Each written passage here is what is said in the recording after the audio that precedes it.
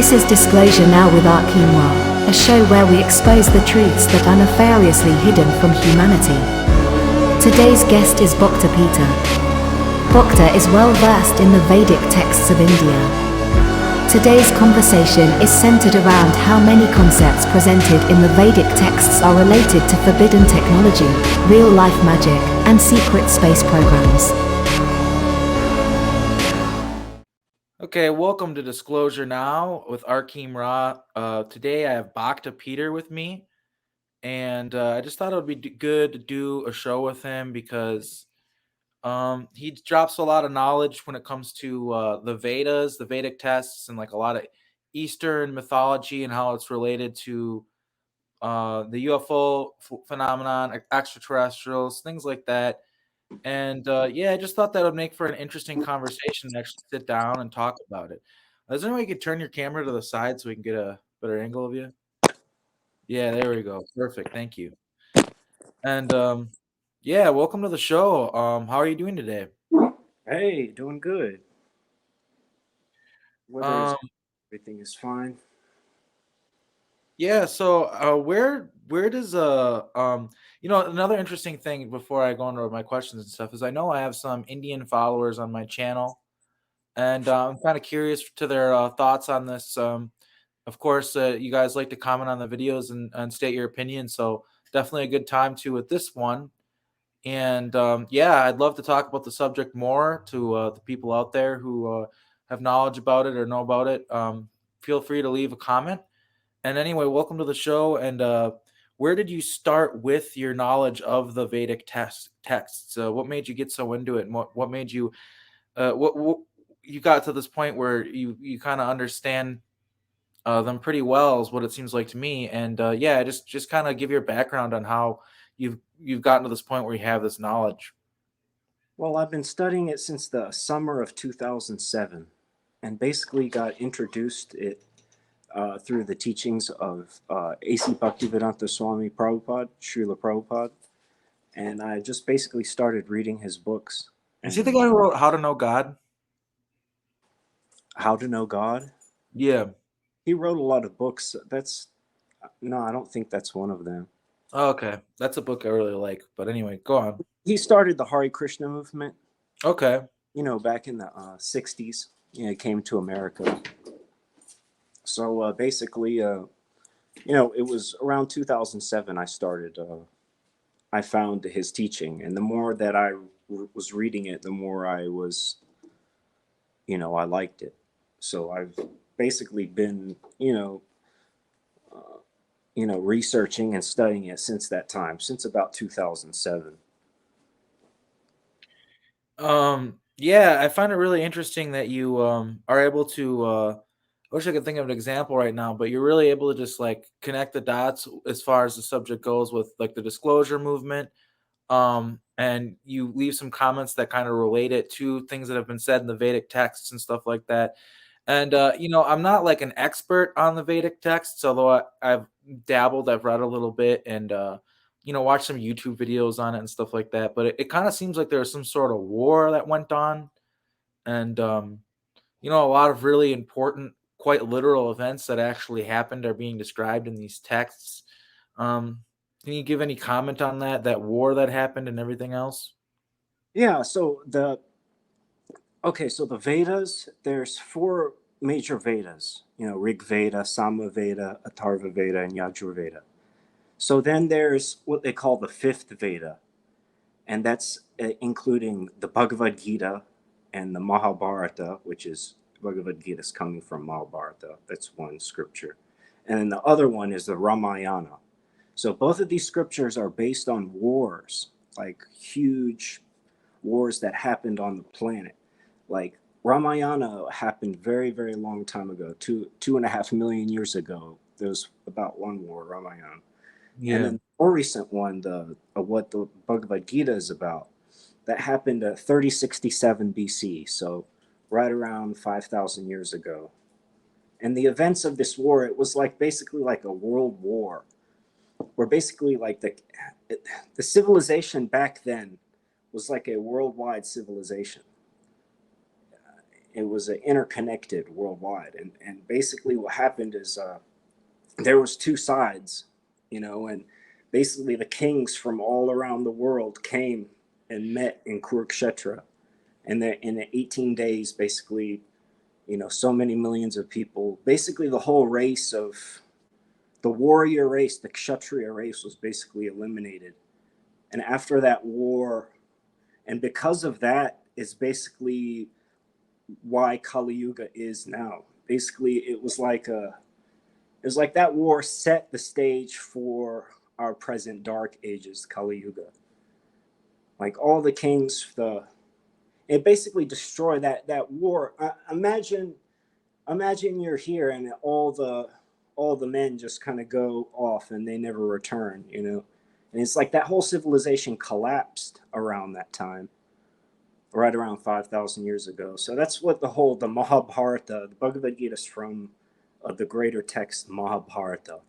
I don't know if you're familiar with it. No, no, I'm not. I actually kind of just I started with that book that I'm telling you about, that I talked about earlier, with How to Know God, which was well, I guess I could back up with, I had an interesting experience. Um, I will admit it was the first time that I took psychedelic mushrooms. And basically, this woman came to me and she said her name was like something something Shiva.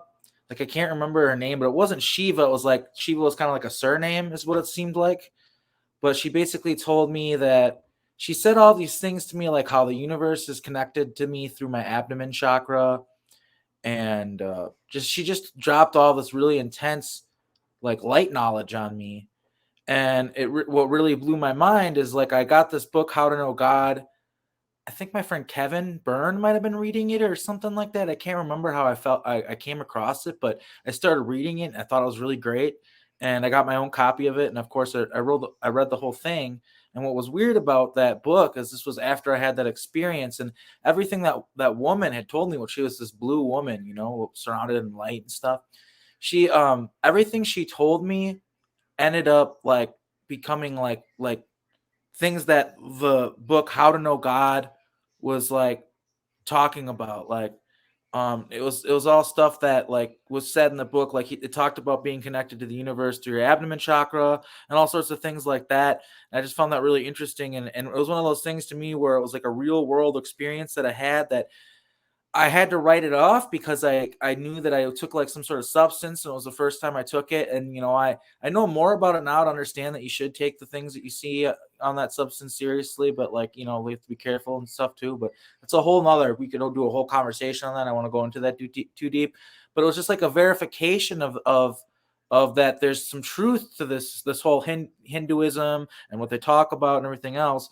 If this book that I read says all this stuff that's like real, and I read like, well, stuff that I had a whole separate experience about, that this woman told me about it. It just seemed very real to me. And then I started reading the Bhagavad Gita, but admittedly, it's kind of like a lot of ancient texts. Like, it just doesn't resonate with me. I find it hard to understand what they're talking about sometimes. I just get lost and I end up not finishing it. Like, I try, but like, I don't know. That's basically where I'm at with that. So yeah, that's what I know about it. I don't know that much. So you'd be a lot more knowledgeable about it than me. All right. So yeah, so I find it really interesting that I don't know, that this war happened and all that stuff, and it's not part of like the history that we get taught about.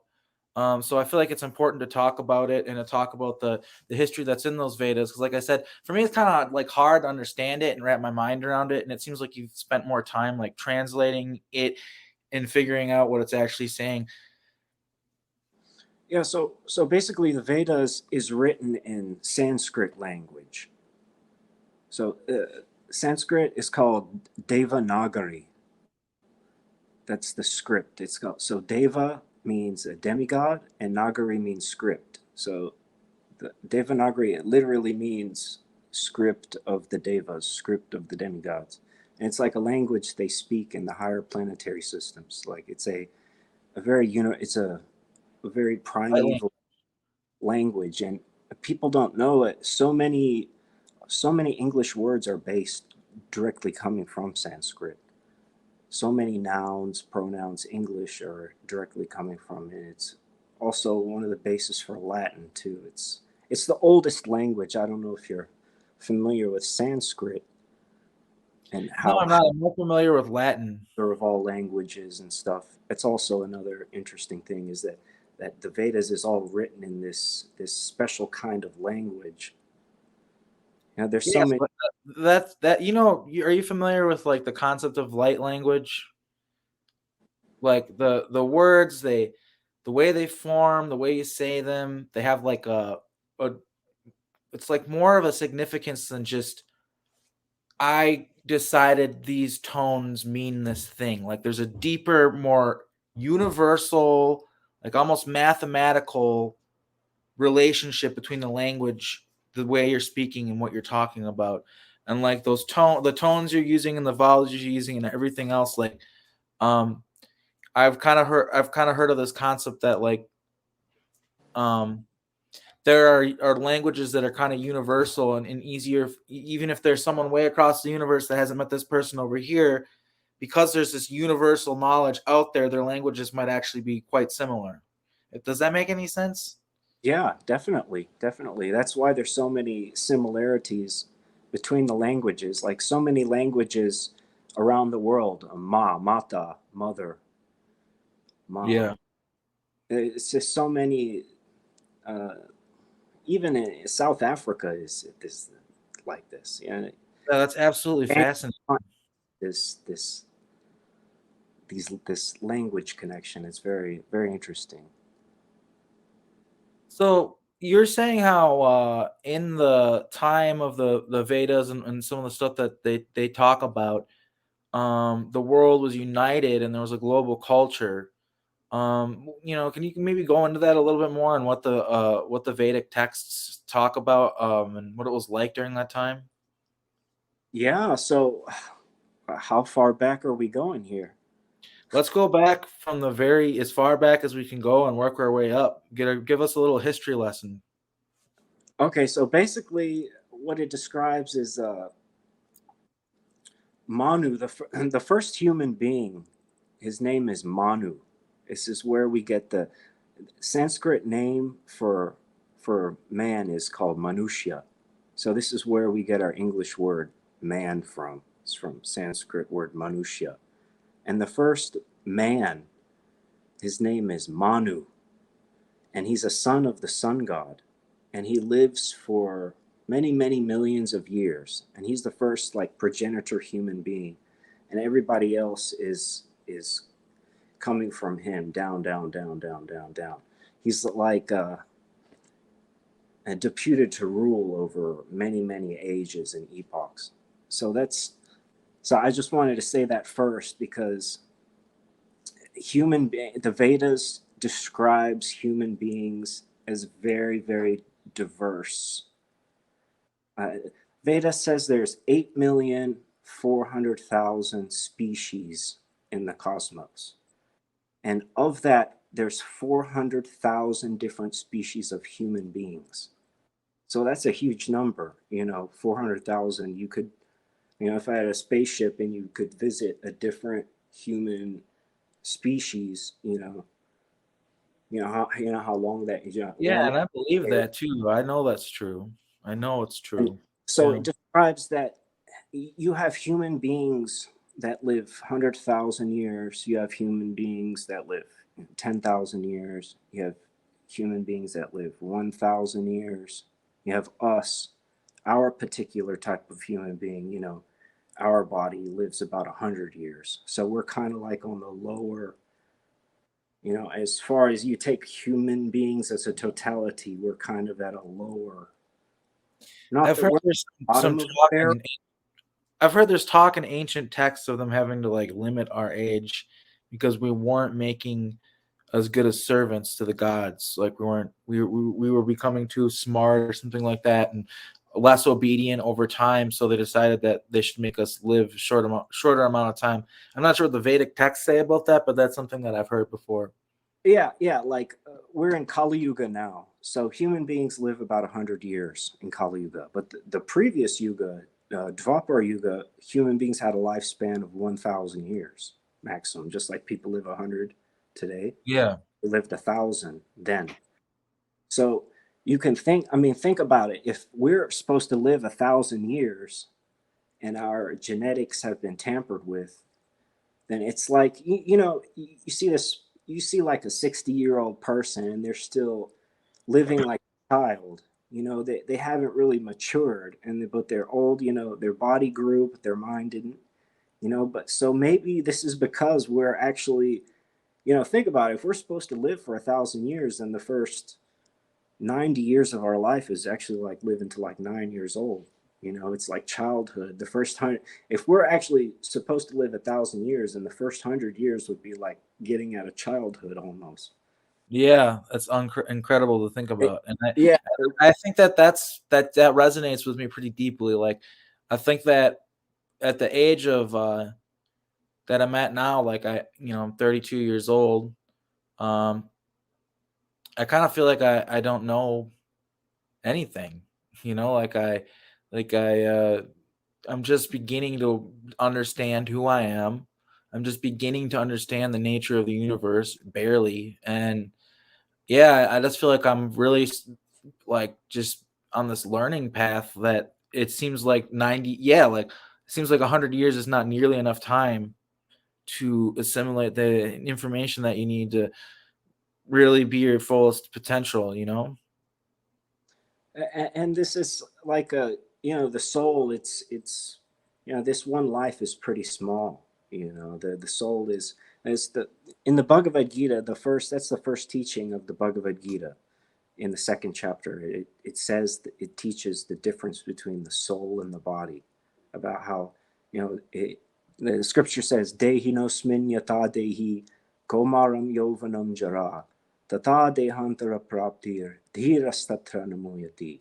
So it gives the example that uh, just like uh, just like as you are just like the body you had when you were 3 years old is totally different than the body you have now.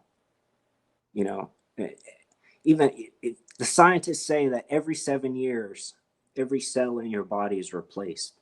Like every 10 days every cell in your liver is replaced. So every 10 days your liver has reincarnated. It's just like a change of body. So the body you had when you were 3 years old is completely totally different than the body you have now, but the soul is still the same. It's still you. So just so that it describes that, just like as the body changes from a baby to middle age to old age, similarly, when you die, the soul takes another body. It describes that actually we're changing. Is that people think reincarnations is you die and you take a new body, but the Bhagavad Gita is like, actually no. At every moment, you're imperceptibly changing your body. That almost like every moment you're getting a new body that you think you have. You think that you are this. You go through life and it's the same body, but actually, the the body that you had when you were a toddler or a baby is totally different now. So, Yeah, but the that's an soul is amazing the concept, same. and it makes sense because who I am today, like it's also like a spiritual thing, right? The consciousness thing, because who I am today is very much so different than who I was 3 years ago, especially 4 years ago. I mean, I am definitely a totally different person now. There's a lot of concepts that I fully embrace and understand now that I didn't even believe were real. Maybe out of pretty much, I know it was out of self defense, trying to not go into my memories because they're too painful. But yeah, it's the concept of renewal, of rebirth, is important. The phoenix rising from the ashes, to be born anew, is a concept that we see repeated in archetypes and stories like that.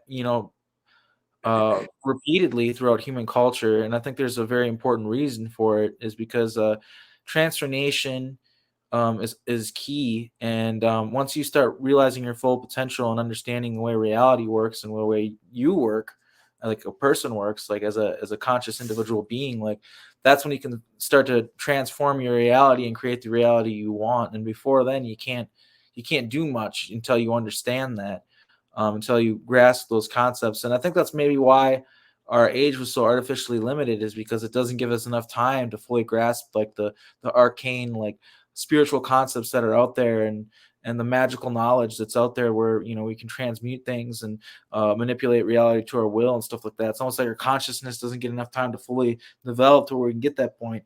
And I know there's a lot of stuff that they're using to artificially dull down our consciousness and make us less like telepathic and less psychokinetic and things like that. But I'm kind of curious as to like the Vedic translation of like if they talk about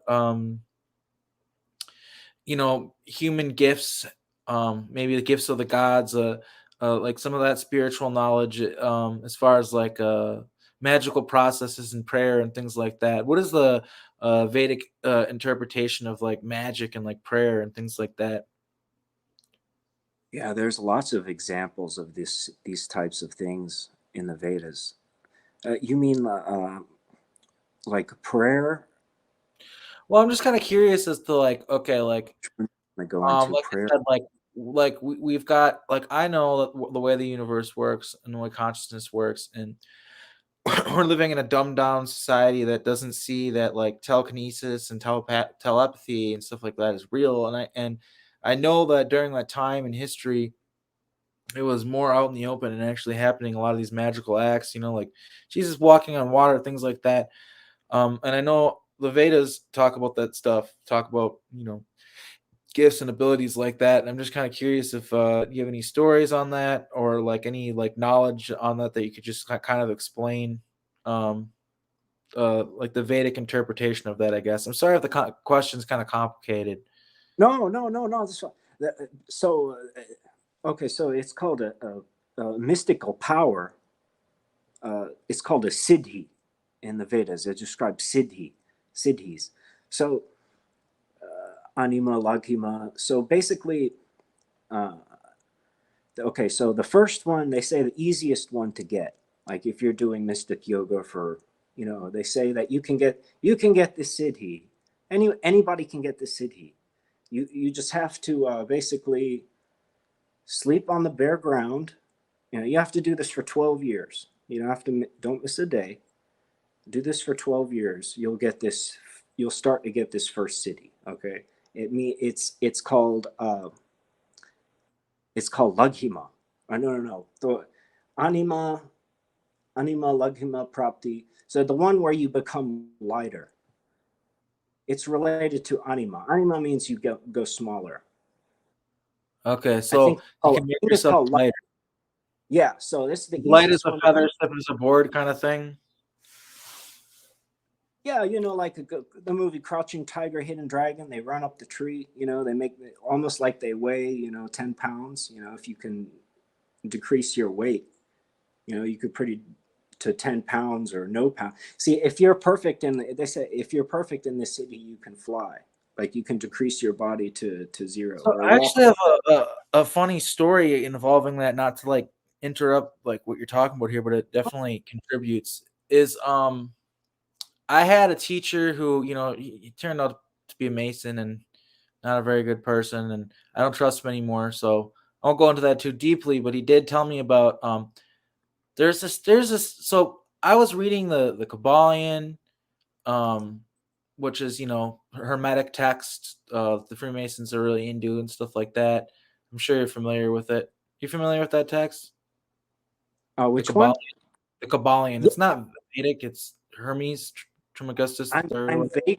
I'm vaguely familiar with it. Well, anyway, I was I, reading that in this teacher's classroom, and he like told me that the knowledge in that book can be dangerous and all this stuff, and he told me to be careful. And he told me the story about how one of his professors in college and a student that was his they're basically like his protege, sort of.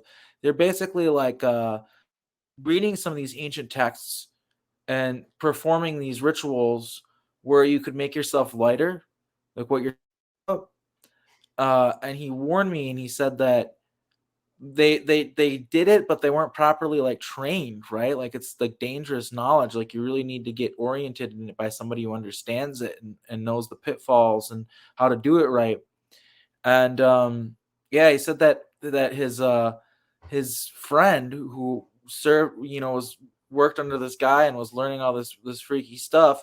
He ended up in an insane asylum for the rest of his life because he got stuck in this meditation. Like he's catatonic now. Like he can't get out of it. This meditation that he did where he tried to make himself lighter, and they're successful apparently.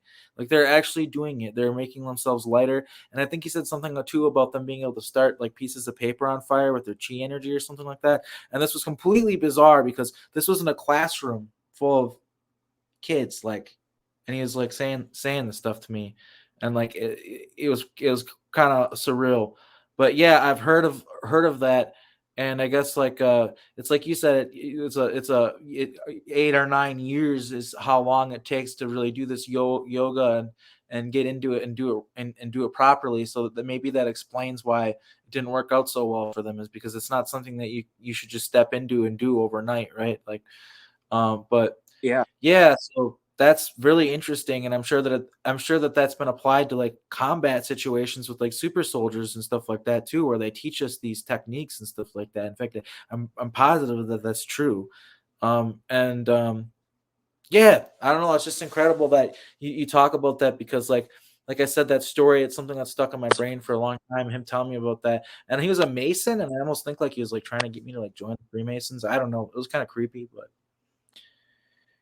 um, In the but Vedic yeah. ages, you Sorry. go to any Hindu temple today and you'll do am I breaking up? So they Yeah, you're do good now. in the For a Vedic moment. age, the Brahmin, excuse me? You're just breaking up for one moment, then you're Oh you're Lord. doing good now. Sorry, brother. You're good now. You're Okay. kind of a So in the little Vedic shaky. age, oh, maybe I should go inside. Here, let me go inside. Maybe that'll fix it. Sorry. I was It's working in okay. the garage, so yeah. It should be better here. So yeah, in the Vedic age, the Brahmins they didn't used to light their sacrificial fire with matches. They didn't light the fire with the matches. They would chant a mantra, and it would light the fire. So this is like a part of the mystic knowledge. Yeah, So so that's okay, stuff. so yeah, and see, yoga. This yoga has become really bastardized now in this present day. If you took a time machine back 100 years in the past, and you wanted to find somebody that practiced quote unquote yoga, the only people that you would find practicing yoga was a sadhu. You'd have to find a sadhu. You'd have to go to India and you'd have to find a monk. You'd have to find either a monk or a sadhu or a renounced person.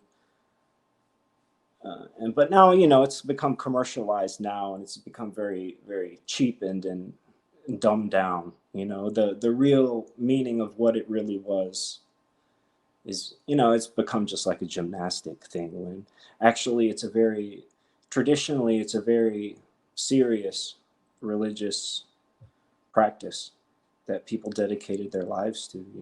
That it wasn't just Now a it's just kind of a term that's just like thrown around kind of haphazardly. Yeah, it's become very cheap. Things have become very, very cheap in our people don't value these things.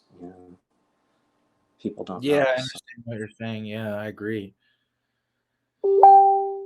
Yeah, I almost wonder. Sorry, I got distracted there. I had my Facebook open still. I should have closed it. I almost wonder that if you were to look into this more, you'd be able to find out more on it. And but one thing that I've heard of is that Jesus actually traveled to India and learned from a lot of these guys, these yogis or monks or whatever you want to call them, and that's why he kind of came back with this different mentality and these abilities and stuff like that. I was wondering what your thoughts are on that, because that's something that like mainstream historians say, and I know that mainstream historians aren't always right about everything. So I'm just kind of curious what your thoughts are on that. Is that in something called the Aquarian Gospel? Maybe, I really need to research this stuff more and understand it better. I mean, I am now. Like, I used to have the mentality that like, oh, this isn't about like religion, and it really Uh, isn't. But like, I like the every single different religion, like the whether it's Hinduism or Buddhism or Christianity or whatever, there's some sort of spiritual truth there. I feel like, and I feel like the best thing to do is like, it's like everybody in this community always says use discernment. It's like don't throw the baby out with the bathwater. Look into it, learn about it, and so yeah, I just kind of feel like I just feel like there's very likely is a connection between Jesus Christ as an individual, if he actually existed. Some people argue over that. I tend to think he did. But yeah, I just kind of think like it's very likely that what some of these historians are saying about him going over to India, and Asia and stuff like that, and just learning like knowledge from the people over there and bringing it back, and then lo and behold, people form like a whole new religion around what he was talking about and his teachings and stuff like that. Yeah, I'm just kind of curious, like if you think there's something to that. I don't know. well, they say his name is Isha. That's one of the things that they say. I've also I also have ran into this before. They think Jesus went to India. Whether that's true or not, I really don't know. But that's one of the proofs they use for it. They use the name Isha. That is a Sanskrit word, Isha, Ishvara, coming from Ishvar, Isha, and like uh, Yeshua. They're saying that it's in Sanskrit Isha. So whether he went to India or not, I really don't know. It wouldn't surprise me, but I don't know. Yeah, because I just thought there maybe would have been like actually like some talk about that somewhere in the Vedas, maybe even or something like that. I'm really new to this. Like I'm not. I should read all these texts and stuff like that, and read the entire Bible front to back and stuff like that, because I just feel like you kind of can apply it to this stuff. Like like everything, you have to use a discernment, take it with a grain of salt, and by using discernment, you can see the truth, because I feel like there really is truth in all this stuff. And what do you get out of? I guess just for as in a general sense of things, beyond like the SSP disclosure aspect. I mean, I know they're talking about like spaceships and stuff like that in the Vedas, right? They talk about a lot of pretty wild stuff with this war. They talk about, um, maybe you could go into that a little bit more. Uh, Yeah, there's a Vimanika Shastra. There's even in scripture, the Sanskrit word for scripture is Shastra. So there's a Vimanika Shastra, a scripture about Vimanas. And interestingly enough, it describes different kinds of Vimanas. And one of them is, interestingly enough, it describes the fuel as being, you take red mercury and you spin it in a certain kind of a way. So we've heard this with the yeah, James stuff with the yeah, thing. yeah. It's See, actually that's all related. And that's this is kind of why actually I want to bring you on the show. It's because, like, yeah, that's like it's all related, and they're talking about real stuff. okay. So basically, it describes different kinds of Vimanas. Like the one with the spinning red mercury is a mechanical Vimana, like an airplane, something you put together with like metal and stuff. But there's other kind of Vimana. There's like a more subtle kind. There's even a kind of Vimana called a Pushpa Vimana that you can make out of a flower. Like you pick a Also, flower. what about the flying carpets and things like that, and riding brooms and stuff like that? I remember you talking about that. Okay. So the flying carpet, there's a type of a magic. This is actually in the Vedas. It's a Vayu. It's called Vayu something. Vayu is the name for air, but basically it's a type of magic. And I'm sitting in a chair. If I could do this magic on this chair, I could fly with the chair. You know, you can do it with anything. Pigeon, you can even, they say it describes that you can do it with pigeons. Fly the carpet, you could do it with a carpet. And an interesting thing is about the flying on the broomsticks. So Prabhupada was saying, he explains that there's a part of India where it was this Western India in the mountains. He says still today that there's women in these mountains that practice this, and what you do is you uproot a tree. It's some kind of a magical procedure to do with a tree, and either you fly on the uprooted tree or you cut a branch off the uprooted tree and fly on the branch, something like that. Something about you uproot a tree. And I don't know exactly if you cut the branch off or whatever, but it's a certain type of magic that you do, and you can fly with the broomstick.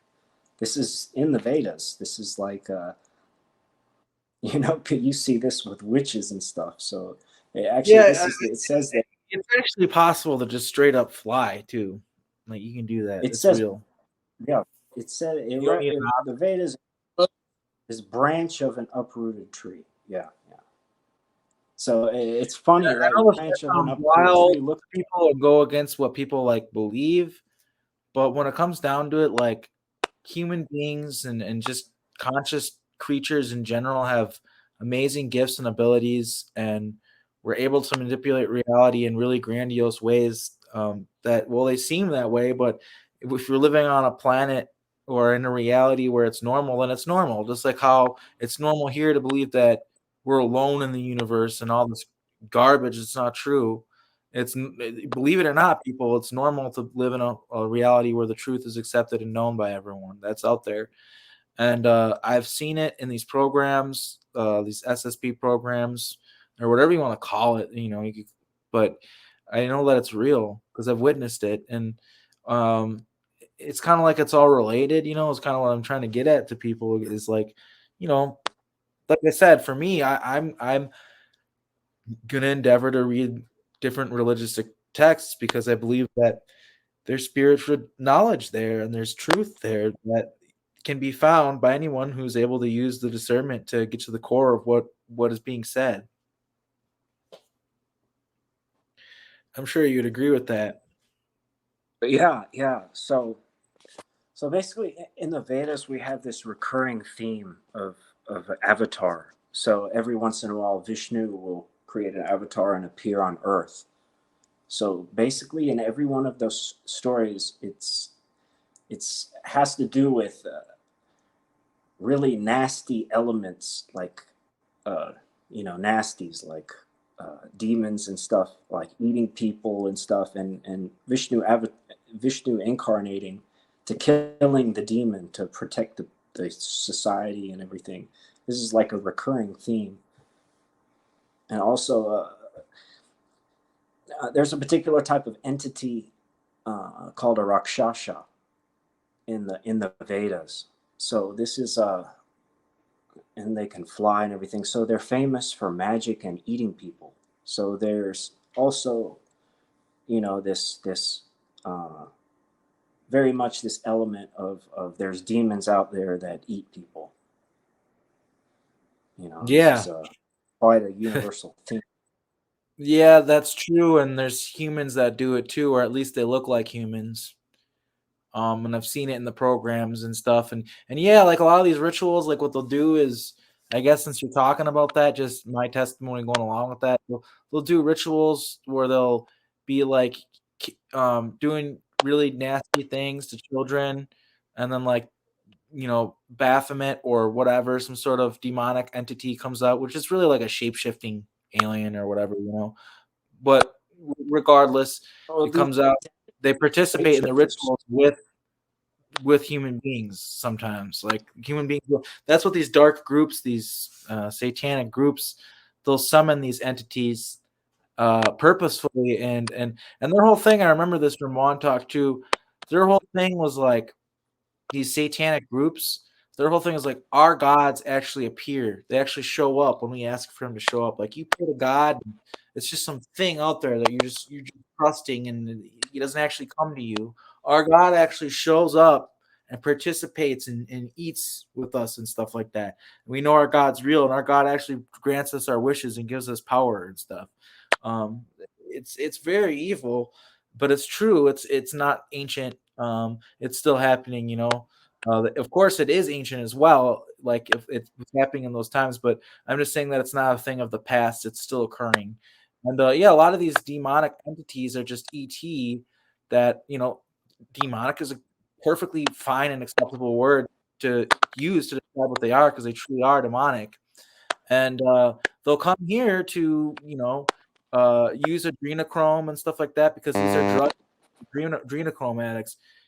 By the way, yeah, I just heard like a weird buzzing noise. I don't know what's going on. You're freezing a little bit. Are you there? Now you're sideways. You're sideways. Hold on. There you go. Yeah, okay. That was weird. There was like a buzzing noise that they went like a syntax error or something like that. And now your microphone's not on. There you go. But yeah,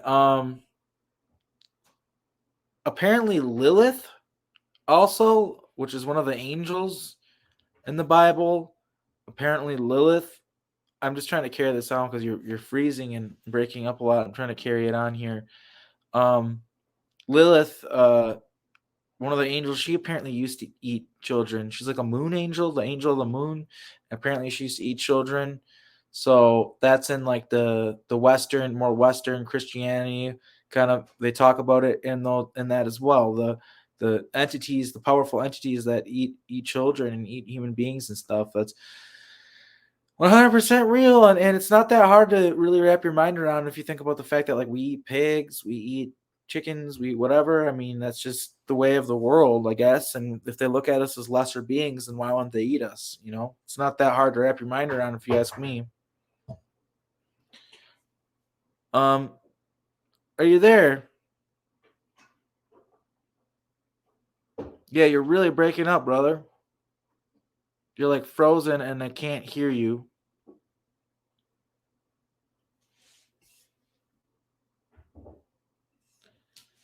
Yeah, I can't hear you. And your microphone's on because it tells me when it's off. So that's really strange. I'm going to pause this real quick until we get this figured out, guys. Hold on. Get this figured out here. So are we? We're good. Okay. Yeah, we're back. Okay, so there's one entity, Rakshasa. They're famous for two things. One, expertise in magic. Two, eating people, especially babies, eating children. And this is like the common demon that every Indian person knows about. This is like in the scripture. This is okay. So I mentioned the Ramayana war. The war that happened before Bhagavad Gita. So this was a war between Lord Ram, the humans, and the Vanaras against the Rakshasa. At the time of it happened 2.5 million years ago. There was a huge population of these beings living on Earth, and Lord Ram came and totally wiped them out. So they were, this is what the whole Ramayana is about. This is the most famous, Vedic, I call it Hindu scripture. It's like about the war between human beings and Rakshasas, non-human beings. Wow, that's wild. Yeah. Well, it sounds to me like people in India probably have a little bit more of an accurate understanding of history than we do over here in the Western world. See, the Vedic thing has a completely, totally alternate history. Like our history is totally different than our account of history is totally different than what Western people believe or know. Just like just like we have the yugas, Satya Yuga, Treta Yuga, Dvapara Yuga, Kali Yuga. So human beings live 100 years now in Kali Yuga. So the previous yuga was Dwapara Yuga. Human beings lived for 1,000 years. And the yuga before that, Treta Yuga, human beings lived for 10,000 years maximum. And before that was Satya Yuga, human beings lived for 100,000 years. So the yugas last for 432,000 years. And Satya Yuga is 4 times that, and Treta Yuga is 3 times that, Dwapara Yuga is 2 times that, and Kali Yuga is 1 times that. So the Kali Yuga. So some people say that Kali Yuga is over and we're entered into Satya Yuga. So traditionally, this is totally nonsense. That Kali Yuga started about 5,000 years, and it lasts for 432,000 years. So we're just 5,000 years in now. So it will progressively get worse and worse until the end of the Yuga. It describes that there's the Bhavishya Purana. It even describes what happens later on in the Kali Yuga, that human beings, like towards the end of the Kali Yuga, if you live to 30, you'll be considered a very old man. Human beings live about it. As the Yuga goes on, things decrease. And until the end of the Yuga, human beings become just like wolves, like packs of cannibalistic wolves, almost like they're just like a band of crazed people, and they just hunt other bands of crazed people. That's how it's described. Like things get so bad. So just how it describes the human experience is extremely diverse. Like you have human beings that are so advanced they're almost like a demigod, all the way down to like something like a goblin. It's a very diverse description.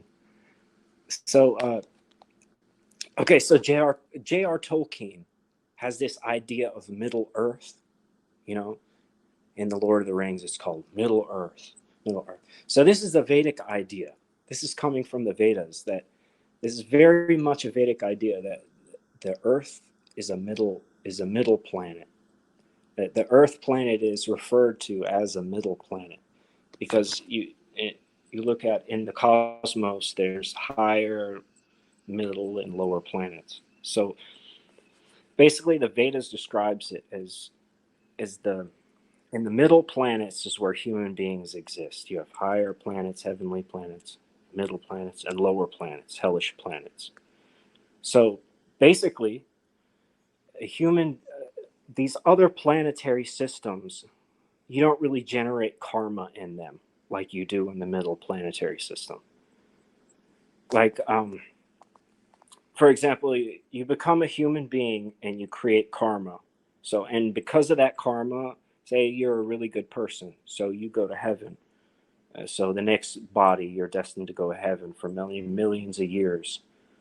And you have good karma, so you go to heaven. But when you're in heaven, you can't generate more good karma. You're just there to just enjoy your good bank account. And then when that runs out, you come back to Earth. Or conversely, if you're bad, you go to hellish planets for X amount of time, and you burn up your bad karma, and you come back to Earth as a human being. So these Earth planets, these middle planets, are always a place where the demons from lower planets and the devas from the upper planets, they fight over these middle planets. These planets, these planets are described that not all planets work the same. They fight over these planets because a human being creates karma. And because of that, if a demon can take over the earth and get people to act in a certain way, those people will incur a certain kind of karma to where it'll destine them in the future to become enslaved to them. Or if higher beings are in charge of earth, they'll create good karma and they'll go to heaven and enjoy and everything. So it's described like this, that it's almost like the earth planet, this middle planets are like the borderline in between heaven and hell, where the wars happen. Like the angelic beings and the demonic beings will come in the middle. The angelic beings will come down, and the demonic beings will come up, and they'll meet in the middle, and they'll war over these middle planetary systems that you can actually take birth in and create karma. Because the whole idea is that everyone's trying to get out of the trap of the material world. And that is why God created a human species, because a human being is one of the ways that if you live your life in the right way, you can become free of the soul trap and go back to the spiritual world.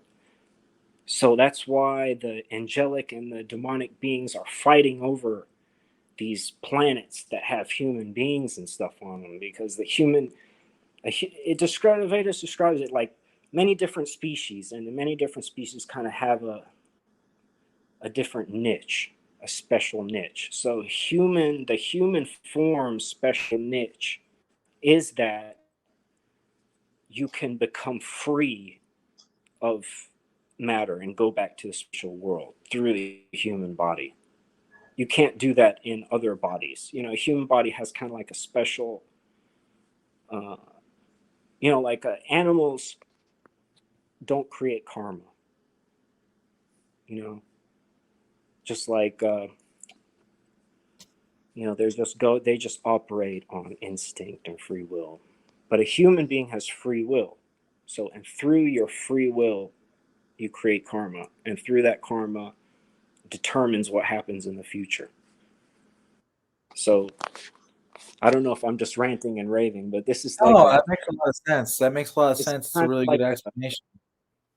It's kind of a recurring, a very important idea that you can become free through the human by living a human form of life properly. You can become free from karma and the cycle of rebirth, and you can go back to the spiritual world and that's the whole goal.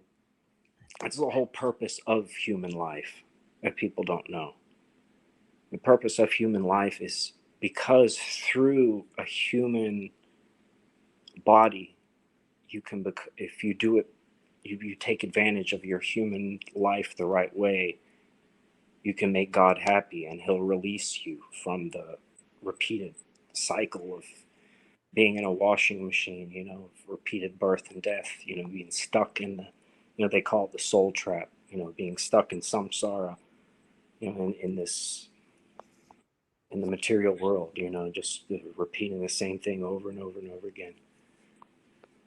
Yeah, I think that makes a lot of sense. I mean, to the viewers, obviously take it with a grain of salt. It's interesting to see the perspective of the Vedic texts and the Eastern philosophy as far as a lot of these subjects go, because here in the Western world we're just so used to the way we look at things, the Christian way of looking at things, and I just really think it's all related, and it's all true. Like the ET disclosure kind of thing goes hand in hand with what a lot of these religious texts have talked about.